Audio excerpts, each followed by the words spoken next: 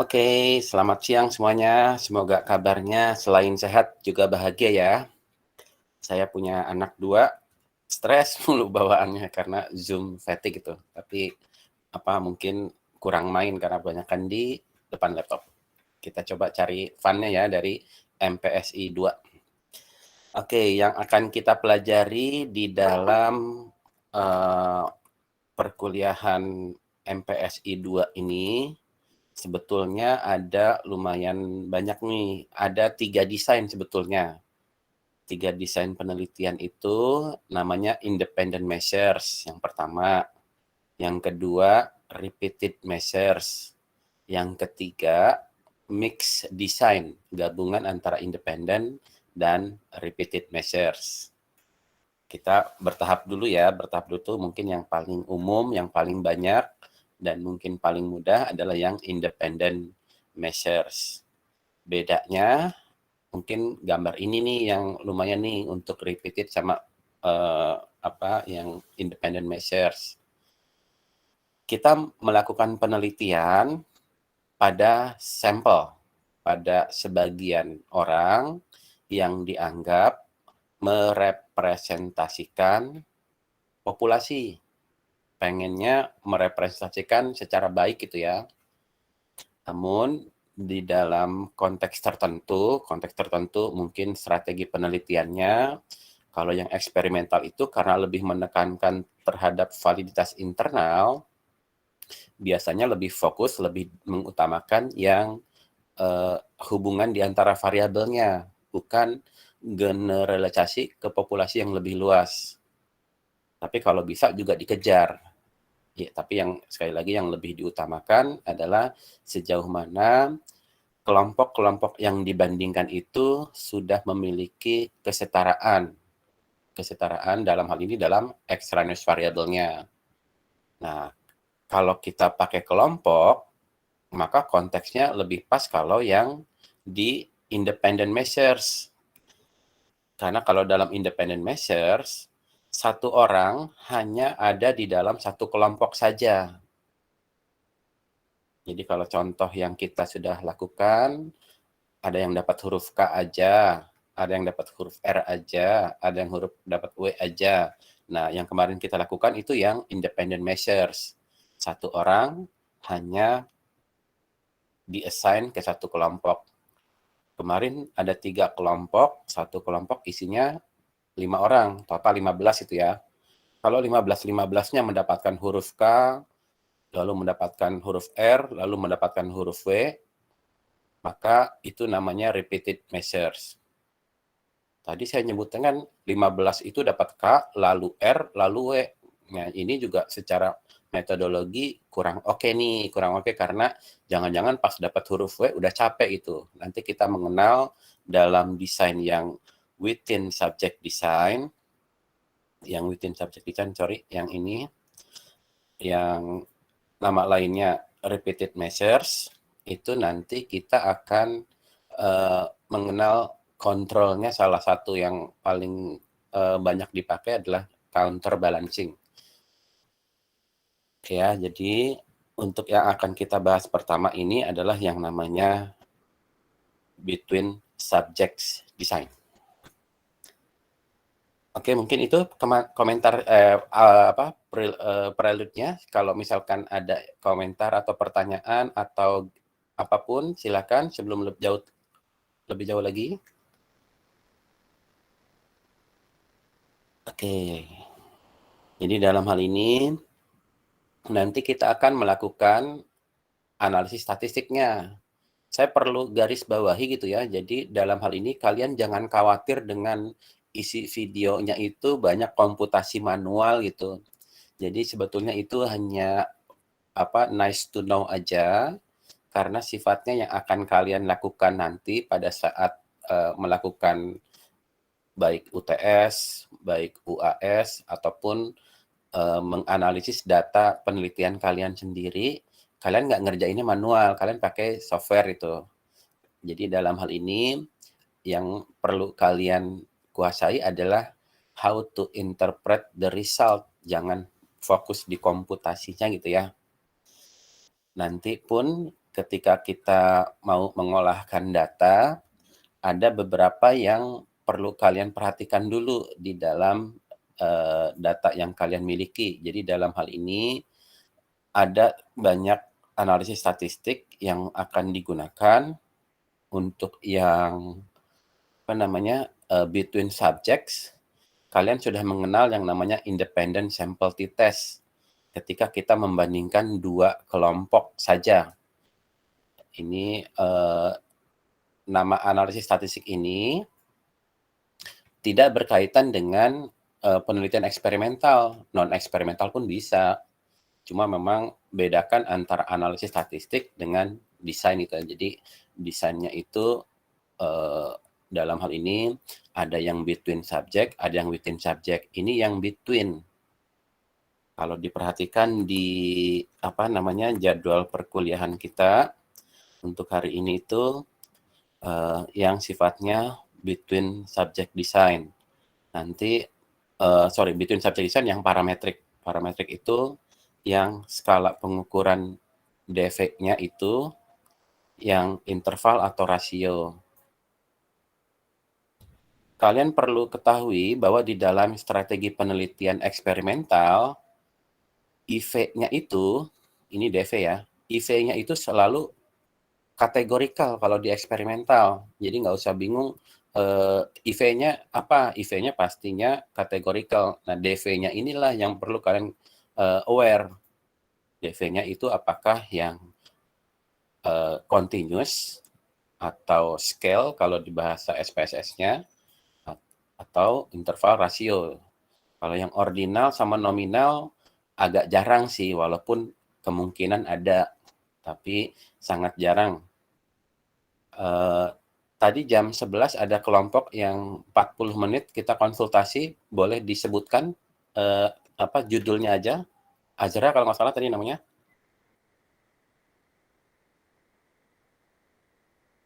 Azra dan kawan-kawan.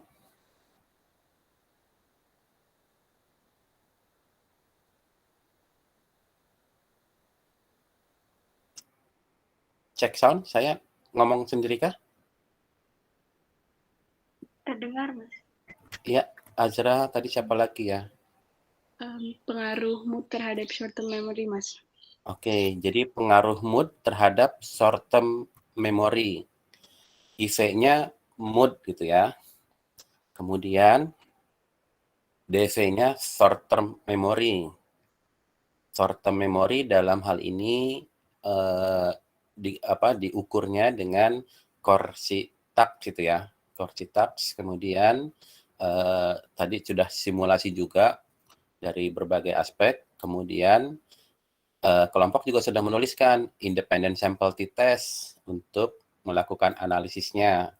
Jadi dalam hal ini dikarenakan DV-nya itu adalah berapa jumlah taks yang bisa dijawab dengan benar setelah 3 kali melakukan kesalahan itu. Jadi kalau misalkan masih 2, nanti boleh ngerjain lagi. Masih salahnya masih 2, kerjain lagi. Kalau betul lagi, betul lagi. Betul. Tapi kan makin lama kan memang makin banyak gitu ya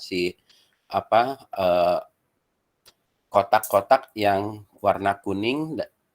Mungkin kalian ada sebagian dari kalian yang MPSI 1-nya kan mengerjakan yang koersitas, ada juga yang bukan itu. Jadi dalam hal ini ada sejumlah kotak di dalam satu tampilan layar, di mana di dalam kotak tersebut nanti warna awalnya biru kalau nggak salah ya.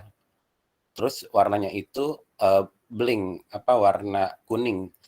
Warna kuning itu yang satu-satu berurutan secara acak gitu. Nanti diminta untuk mengingat tadi yang warna kuning yang mana aja dan urutannya yang mana aja. Nah, itu sebagai operasionalisasi pengukuran short term memory.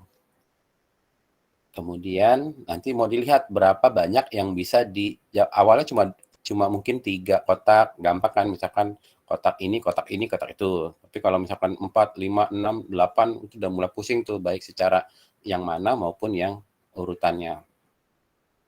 Kalau IV-nya pasti kategorikal. Kategorikal itu bisa yang sifatnya nominal, bisa yang sifatnya ordinal. Jadi dalam hal ini dianggap sama, kemudian nanti tinggal lihat DV-nya aja.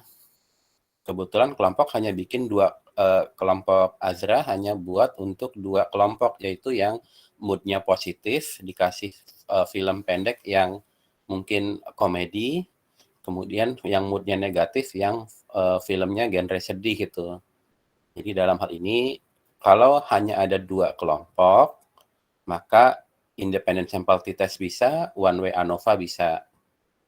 Kalau 2 atau lebih, dalam hal ini bisa menggunakan one way ANOVA.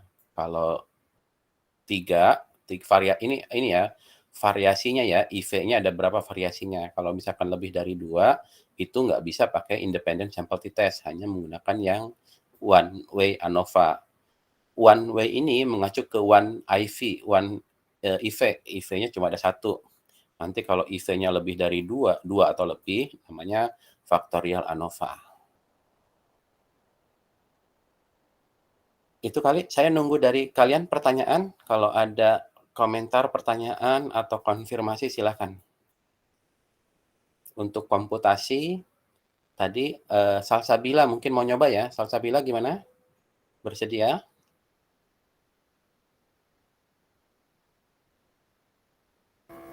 Berarti saya share screen nanti, Mas.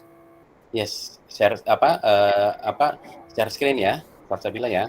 Laptop saya kayak Oh, oke. suka error gitu, Mas, kalau share screen. Oke, ya, oke. Jadi kalian nggak usah khawatir tentang komputasinya nih, komputasi manual, sorry. Karena nanti kita mau pakai software. Ada yang mau nyoba pakai softwarenya JASP?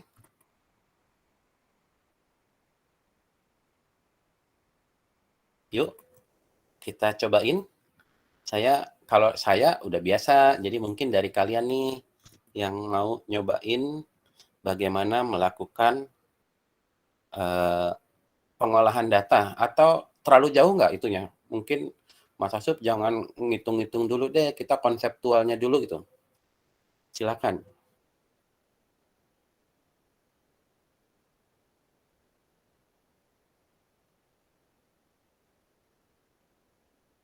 Ini kalau diam biasanya ada 2 hal nih, udah ngerti banget atau nggak ngerti banget ini.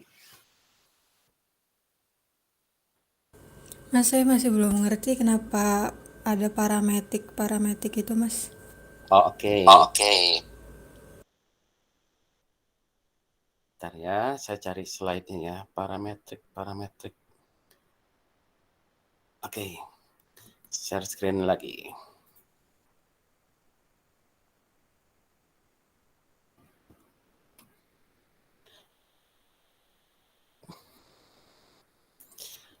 Oke, parametrik mungkin sederhananya dilihat dari konteks DV-nya dulu ya, dependent variable. Kalau parametrik mungkin dari kata parameter gitu ya. Parameter itu nilai yang mewakili populasi gitu. Jadi dalam hal ini kita kan melakukan penelitian pada sampel.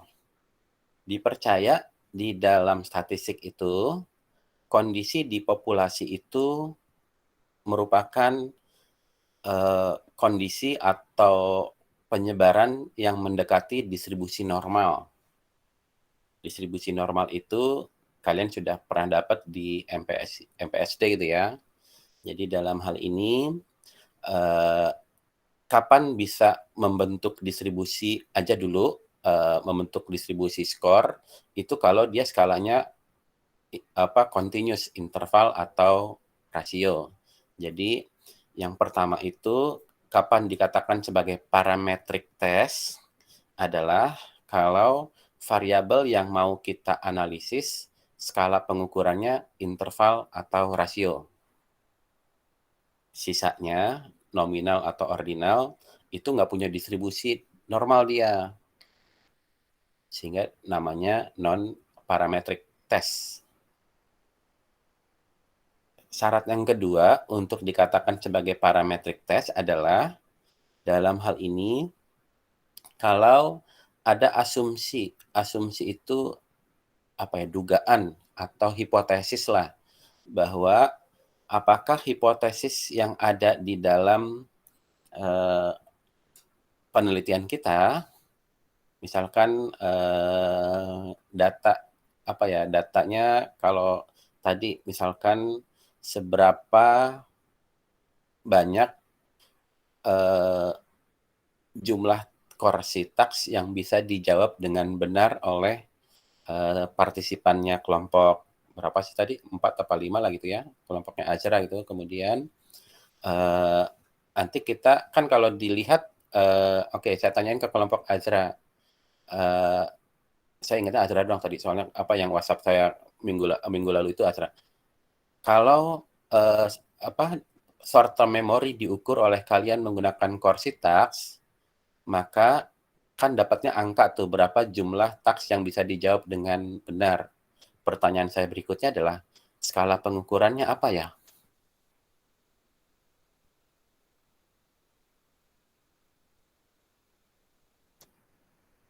Yang lain boleh jawab juga, tapi diutamakan kelompoknya.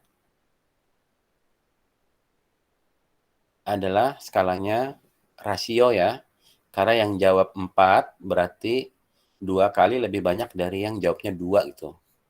Nah, itu namanya adalah yang skala rasio. Kalau sudah berlaku hukum perkalian.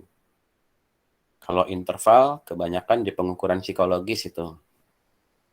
Tapi kalau yang ordinal itu yang angkanya hanya sebagai urutan aja karena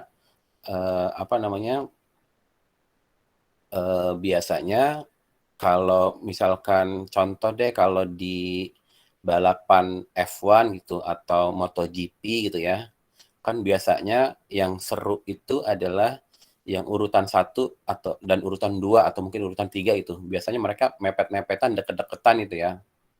Itu kan jarak waktu antara yang finish pertama dan finish kedua itu berdekatan.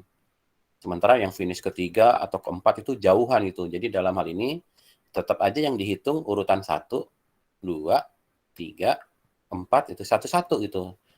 Jadi walaupun ada angka detiknya, tapi karena dalam hal ini urutannya itu jarak antar datum, jarak antar skor itu tidak diperhitungkan, maka dalam hal ini skalanya jadi skala ordinal ketika jadi 1, 2, 3, 4.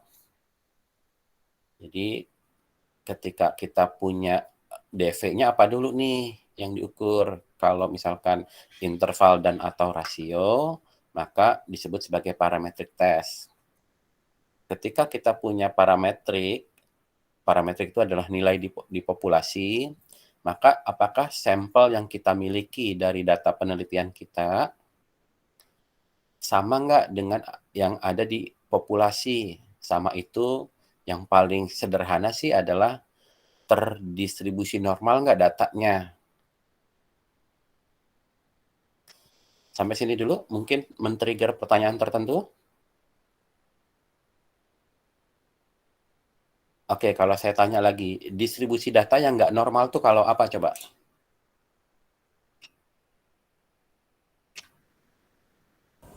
Kalau ada yang ini ya Mas, yang lebih tinggi, yang tinggi banget nilainya. Atau bahasa statistiknya apa? Outlier ya? Iya, Atau outliner ya. bahasa Indonesia tadi pencilan gitu ya.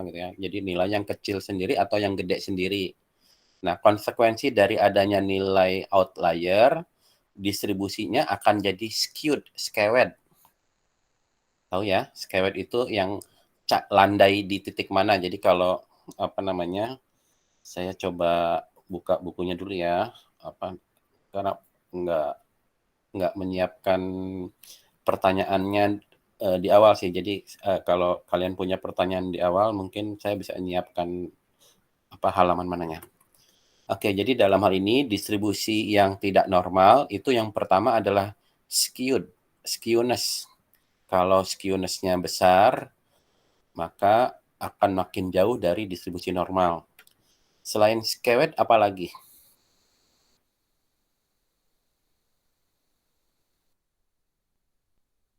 Yo, apa lagi? Kalau seragam, nilainya Yang dapat apa namanya itu? yang kayak kotak itu bukan sih, Mas? Eh, antara iya sama enggak sih. Atau dielaborasi yang kayak itu tuh kayak gimana? Yang kayak kotak itu. Oke, saya udah ketemu nih ininya. Yang semuanya sama itu bukan, Mas? Yang semuanya sama bisa. Kalau semuanya sama namanya konstan ya, bukan variabel ya. Oke, saya share screen lagi. Kok hilang ininya? Oh, sorry. Ya, ini review dulu nih. Jadi saya orang Sunda, jadi ada pepatah di Sunda. What we learn in previous stage become foundation, what stage follows itu. Jadi kenapa di MPSI 2 butuh pengetahuan di MPSI 1 dan di MPSD gitu. Oke, ini distribusinya. Kalau ini asumsinya gitu ya, distribusi unimodal nih. Unimodal itu satu modus di mana min dan median pun berada di titik itu. Kalau ini yang bimodal, ini yang no modal, semuanya nilainya sama. Tapi yang kita bahas adalah yang skewed distribution. Skewed itu menceng gitu ya, atau enggak simetris itu ya. Nah, yang enggak simetris itu begini. Kalau yang ini, yang sebelah kiri adalah skewed, apa nih? Yang A ini skewednya apa? Positif atau negatif?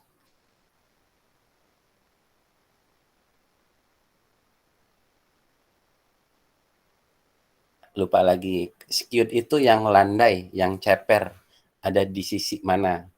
Ini kan yang ceper, yang ujungnya itu jauh tuh sisi yang kanan itu ya. Jadi dalam hal ini skewed kanan atau skewed positif. Karena ada di kanan ada positif. Paling gampang mengenali skewed itu adalah letak min-nya ada di sisi mana. Biasanya median ada di tengah biasanya. Lalu dilihat yang sisinya average, yang sisinya min, itu kalau kanan berarti dia skewed kanan atau skewed positif. Kalau kiri skewednya negatif. Itu ya. Ada lagi yang terkait dengan masalah satu lagi, yaitu yang terkait variabilitas. Bentar ya, saya cari gambarnya. Nah ini nih, dua gambar ini kira-kira apa nih? Berkaitan dengan apa nih? Bentuk gambarnya gini, tapi abaikan variabelnya, tinggi badan maupun berat badan. Kalau yang A lebih homogen apa lebih heterogen dibanding yang kanan, yang B? Homogen, Mas. Homogen. Kalau bahasa statistik, kalau homogen namanya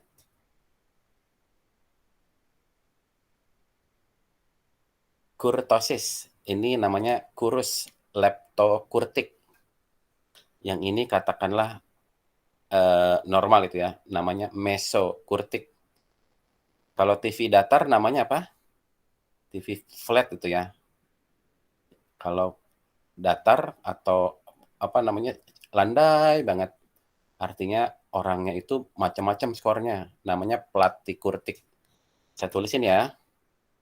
Jadi dalam hal ini ada juga namanya, jadi dua hal ini nih yang paling sering digunakan, yaitu apakah mendekati distribusi normal apa enggak. Yang kedua, homogeneity of variance atau dari skornya. Jadi kalau dibilang homogeneity itu ada yang sifatnya lepto. Lepto itu artinya yang homogen. Ini yang homogen, skornya deket-deketan. Kalau yang platikurtik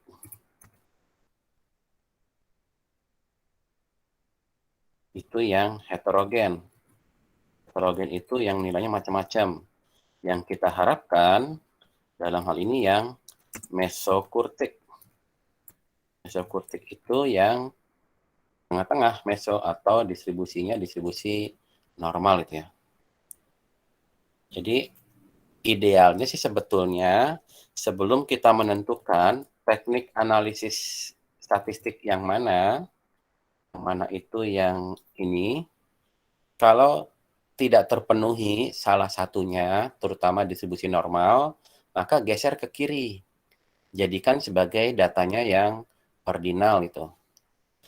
Tapi ya kalau eh, saya nggak tahu nih siapa yang orang rumahan. Vincent orang rumahan nggak, Vincent? Artinya Vincent, kita nggak 2 tahun ini nggak mengenal perayaan 17-an Agustus kali ya, karena pandemi gitu ya.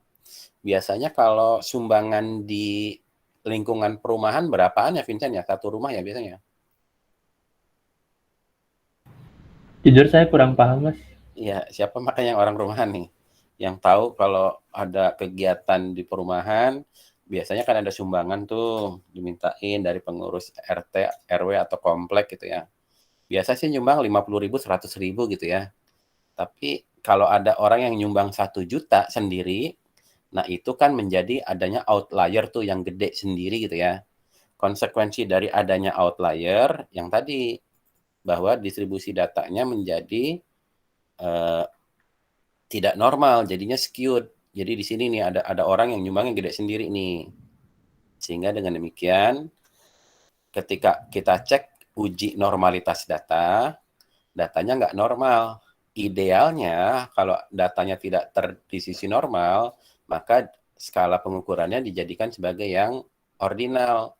Ketika ordinal dan ada 2 kelompok, nama analisisnya namanya Mann-Whitney U test. Sementara, oke, itu dulu. Sementara silakan komentarin atau pusing atau gimana? Jadi concernnya di distribusi normalnya ya, Mas? Iya, jadi dalam ini ada asumsi. Asumsinya umumnya 2 hal ini nih yang saya saya gedein deh ya fontnya ya. Nah, tebelin. Nah. Ya, ini idealnya gitu ya. Idealnya adalah ada check assumption dulu nih sebelum kita ngolah data. Idealnya. Nanti mungkin akan lebih dibutuhkan di within subject design. Kebetulan yang bikin videonya juga saya. Jadi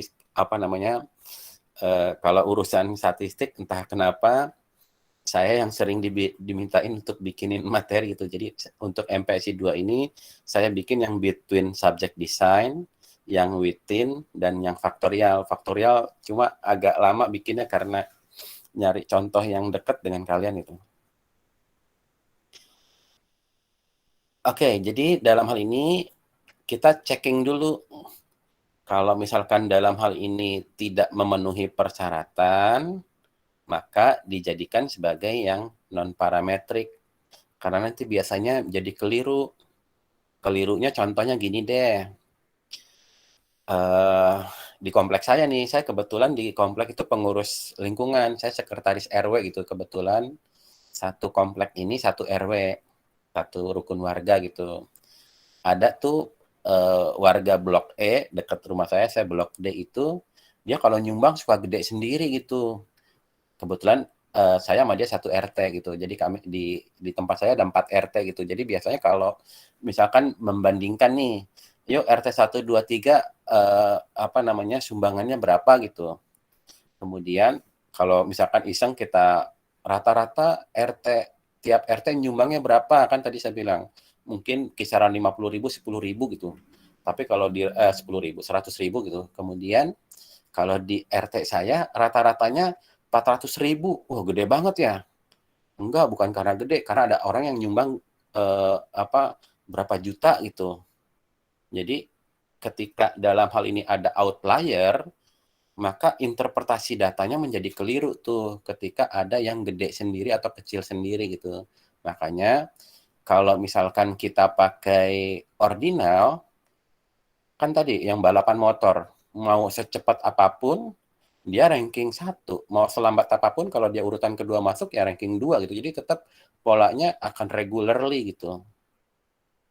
Itu sih concern-nya kenapa dalam hal ini, idealnya sebelum kita melakukan penggunaan analisis statistik yang mana, maka yang kita lakukan adalah cek assumption dulu, memenuhi nggak untuk dianggap sebagai parametric test.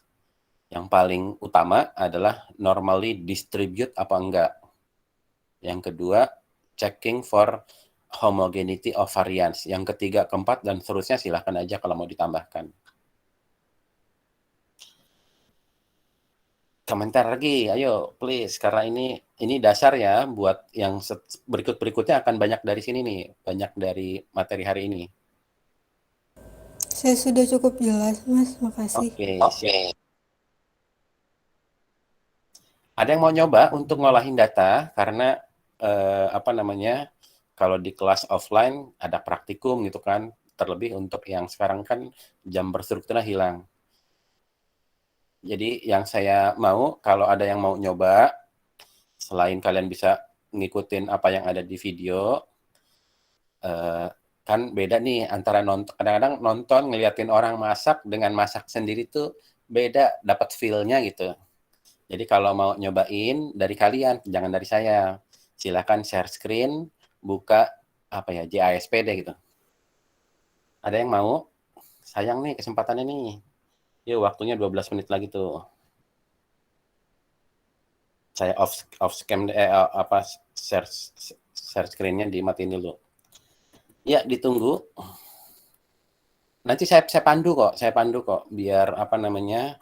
Biar punya pengalaman.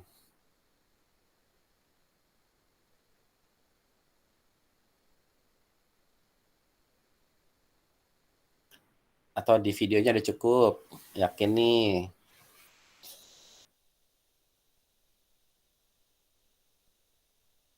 Kalau ngitung manual udah lama salah gitu ya, mendingan ngitung Saya pakai. boleh deh, Mas. Ayo silahkan coba. Thank you ya sebelumnya. Monggo share screen. Ayo, benar, Mas. Nanti di direct ya. Oh ya, yang apa tugas analisis jurnal baru 4 kelompok kayaknya yang kirim deh. Ditunggu ya. Sebetulnya memang nggak ada deadline-nya sih, cuma apa namanya, supaya kalian nggak tenggelam gitu dengan kesibukan yang lain. Ya, ditunggu share screen-nya. Oke, datanya udah dapet tadi? Yang ini, Mas, yang Oke. Ya, datanya kita baca dulu nih. Jadi sebetulnya saya ini dulu deh. Ini kan datanya format JASP gitu ya. Dalam pengolahan data, JASP ini memang punya kelemahan. Kelemahannya nggak bisa ngedit datanya di sini dia. Kalau yang bisa ngedit datanya, software namanya pecahannya JASP, namanya Jamovie atau pakai SPSS. Cuma karena kita punya isu apa namanya legalitas software, jadi kita pakai yang freeware, pakainya yang mungkin yang paling dulu awalnya ada JASP gitu. Oke, jadi dalam hal ini sebelumnya kita pengen lihat dulu tuh apakah datanya terdistribusi normal apa enggak tuh pengennya. Untuk yang di video di skip gitu ya.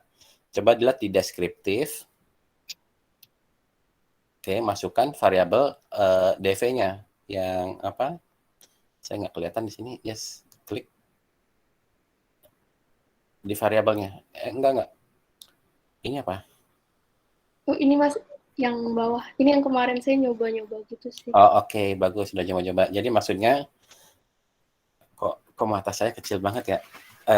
Oke, itu yang di kotak variabel, nama variabelnya apa ya? Strategi. Strategi itu bukan yang itu. Ya, itu yang bawah? Test score. Ya, test score yang dimasukkan ke variabel. Nah, di situ kan ada deskriptif ya. Kamu pakai apa nih? Mac ya, kalau nggak salah ya? Iya, Iya, Mas.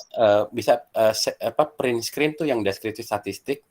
Print screen copy ke Microsoft Word biar bisa di zoom, diperbesar gitu.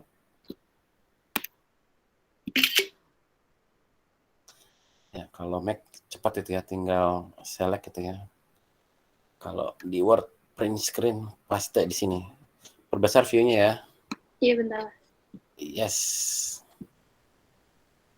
Oke. Nah, ini belum muncul tuh yang namanya itu apa namanya? Normalitas datanya, taunya dari mana ya normalitas data? Ini kan ada deskriptifnya, average-nya 8, standar deviation-nya 3, dan seterusnya gitu ya. Bisa nggak memunculkan yang namanya normality of distribution-nya gitu? Coba balik lagi ke JASP gitu ya. Kira-kira di mana ya? Ini saya nggak kelihatan datanya lagi. Lihat datanya lagi.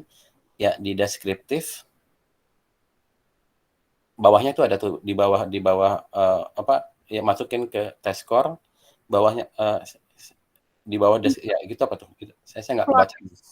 Ya, oke, plot, bisa di checklist ada apa aja? Ada box plot, correction plot, pie charts gitu-gitu. Mas. Oke, bawahnya lagi terus apa itu? Bawah statistik ya? Ya, Iya. statistik apa aja? Kuartil, min, median, dan lain-lain. Gitu. Ada nggak yang Kolmogorov Smirnov gitu? Shapiro-Wilk test. Ya, oke. Ya, yang Kolmogorov Smirnov ya yang lebih umum deh. KS test namanya. Nggak ada. Shapiro-Wilk boleh deh. Ya. Ya, oke.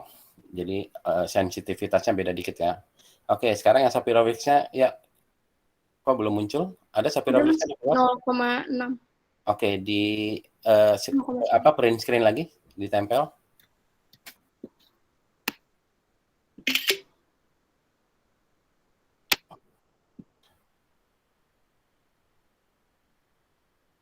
Sudah, Mas.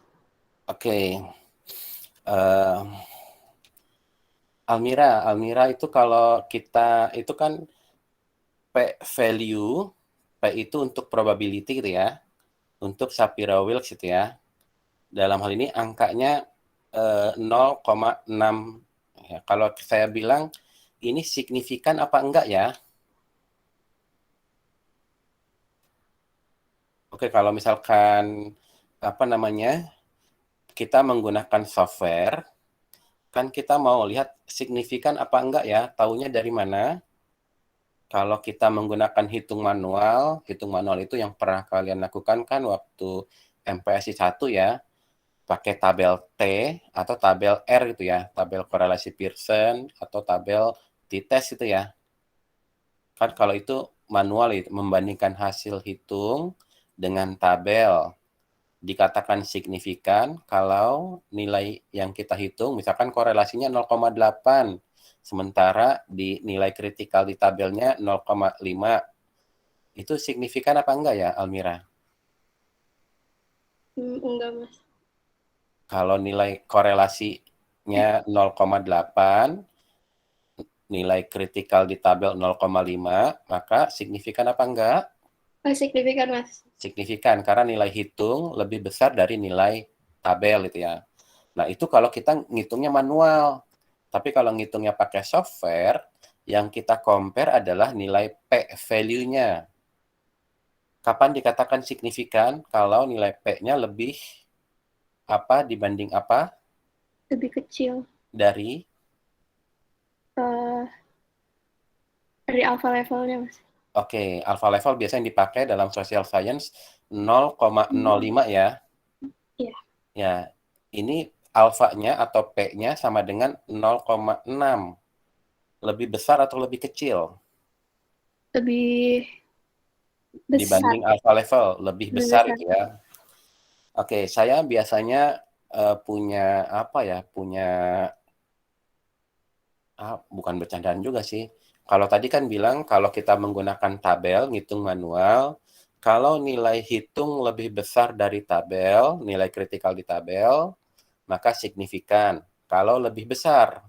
Tapi kalau kita pakai software, kalau nilai hitungnya 0,6 lebih kecil dari alpha level atau kita sebut aja 0,05, maka dalam hal ini kalau nilai P value lebih besar dibanding alfanya tidak signifikan. Saya sering bilangnya yang imannya lemah suka ketuker-tuker tuh. Yang lebih gede yang mana, yang lebih kecil yang mana, signifikan apa nggak signifikan gitu ya. Oke, saya nggak tahu strategi kalian tuh ngingetnya gimana itu. Karena kita berikutnya kita nggak pakai ngitung manual nih, saya kasih tahu aja bahwa untuk di MPSI 2 nggak ada soal ujian yang ngitung manual. Ngitung manual itu untuk signifikansi ataupun hasil statistik ya. Nah, jadi dalam hal ini tidak signifikan. Betul ya? Karena P-nya 0,6 ya. Iya, Mas. Sementara alfanya kan 0,05 gitu ya. Iya, Mas. Oke, Almira. Kalau tidak signifikan, H0 ditolak apa diterima? Diterima. Kalau tidak signifikan, H0 diterima, betul. Memang H0-nya apa? Tidak ada hubungan. Nggak ada, ini bukan. Ini kan cuma satu skor. Kan cuma tes skor aja. Hubungan dengan apa?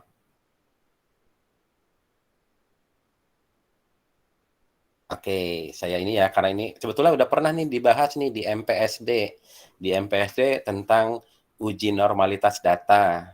Saya sih percayanya what I hear, I forget. Apa namanya? Udah lama, itu udah setahun yang lalu gitu ya. Kebetulan untuk materi MPSD untuk yang uji normalitas saya bikin juga itu. Oke, dan nanti saya kasih link videonya lagi, link YouTube-nya. Jadi hipotesis Shapiro-Wilks, Kolmogorov-Smirnov itu adalah untuk melihat apakah distribusi datanya normal atau tidak normal. Hipotesisnya adalah data terdistribusi normal, hipotesis kita. Jadi dalam hal ini H0-nya, 0 itu kan mengatakan no gitu ya.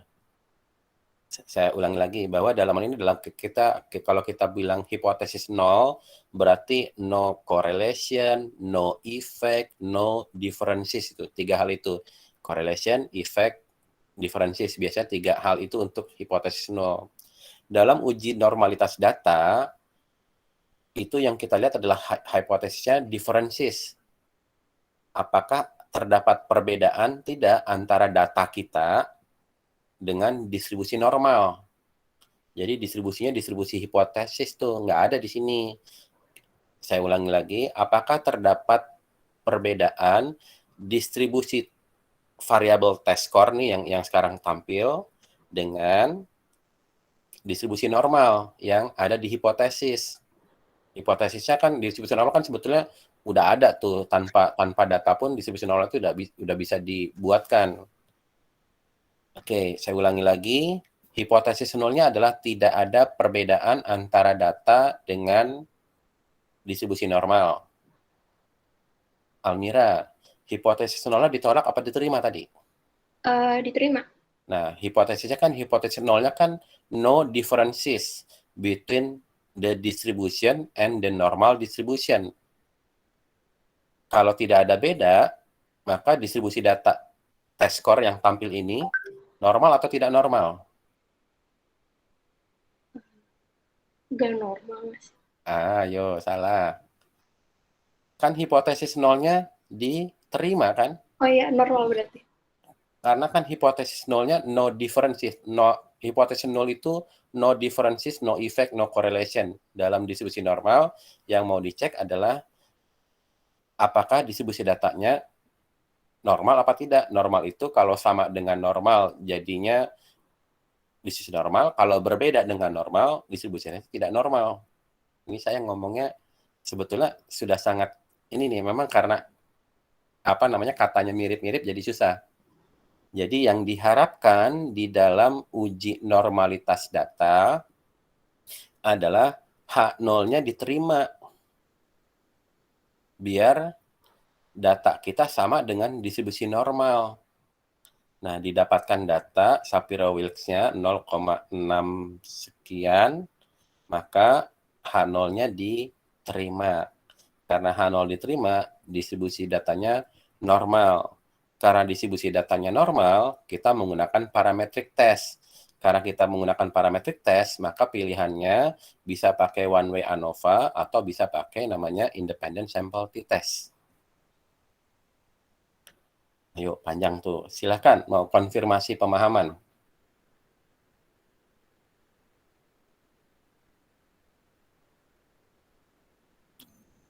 Oke, balik lagi ke JASP-nya. Jadi dalam hal ini kan di atas tuh Almira udah melakukan ya komputasi ya, Iya, yang Mas. shadingnya abu-abu tuh. Tapi kan Almira tadi ngikutin yang di video gitu ya, Iya. pakainya ANOVA gitu. Padahal belum ada checking for normally distribute apa enggak. Kalau enggak normal, ini sebetulnya pakainya Mann-Whitney test gitu. Gitu sih ininya. Baik, Mas. Yes, untuk interpretasi hasil kurang lebih oh ya, untuk ANOVA-nya yang paling atas nih, tabel paling atas di copy deh yang ada nilai F-nya. Di screenshot. Izin nambah 5 menitan ya. Tadi nunggu apa namanya? Nunggu yang mau share screen agak lama soalnya. Ya, kita coba nih. Jadi ada beberapa diperbesar lagi view-nya biar optimal.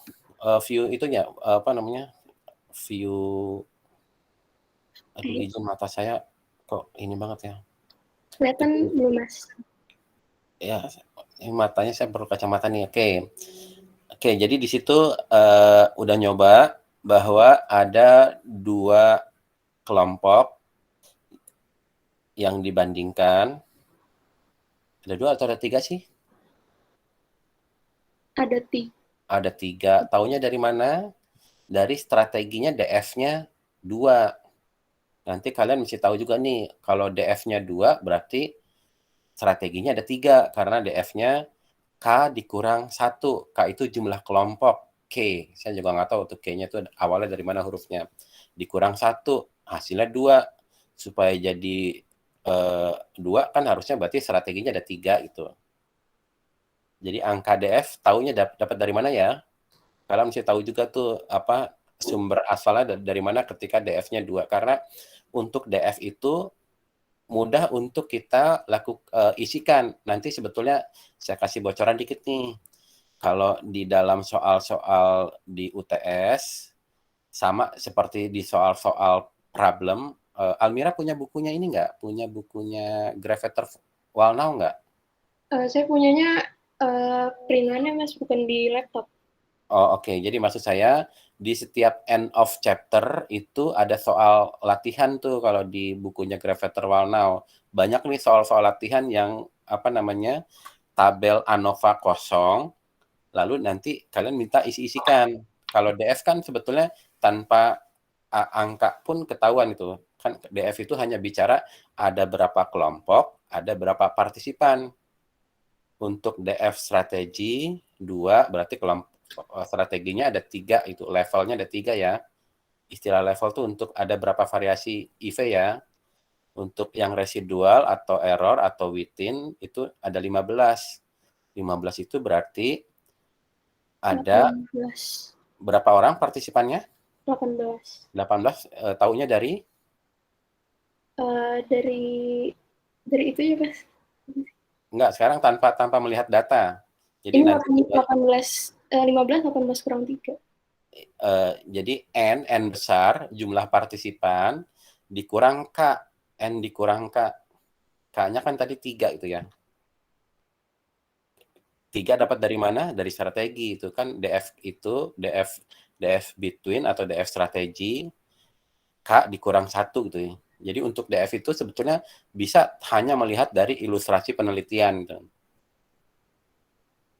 Untuk mean square itu kita ngitung dari data gitu ya. Ngitungnya ribet lah. Kemudian mean square itu ada yang mean square between, ada mean square within. Untuk yang lanjutannya bisa ini nih. Bisa di apa namanya? Dihitung lah. Nilai F itu 7,2 sekian dapat dari mana ya?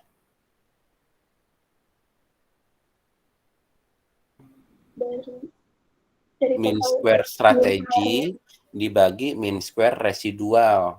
Jadi 42, sekian dibagi 5, sekian itu.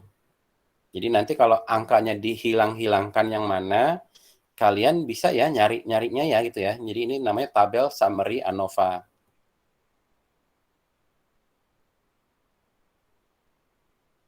Baik, Mas. Oke ya, untuk yang alfanya itu, yang P-nya itu signifikan apa enggak? Signifikan. Karena lebih kecil dari 0,05 gitu ya. Nah, kalau signifikan, setidaknya ada 1 pasangan Satu pasangan itu kan strateginya kan ada 3, katakanlah namanya strateginya A dan B dan C gitu ya.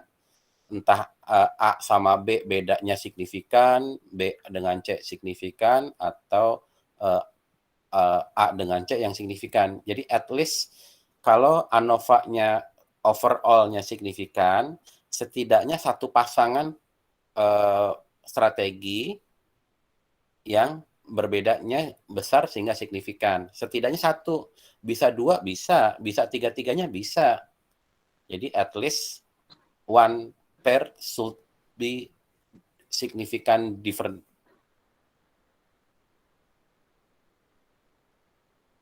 Oke. Oke, Mas.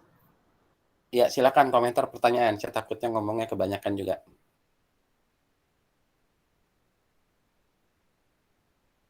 Oke ya, saya tahu durasi videonya kepanjangan. Saya juga udah mau coba motong-motong tapi susah gitu. Akhirnya ya 1,5 jam gitu ya. Silakan diulang lagi karena memang ini menjadi dasar buat yang setelah-setelahnya, karena kebanyakan di analisis yang akan kita lakukan di dalam MPSI 2 adalah ANOVA, Analysis of Variance. Oke, nggak pengen lebih waktu lagi. Bye-bye. Kalau ada pertanyaan, silakan ya. Feel free. Take care. Bye-bye.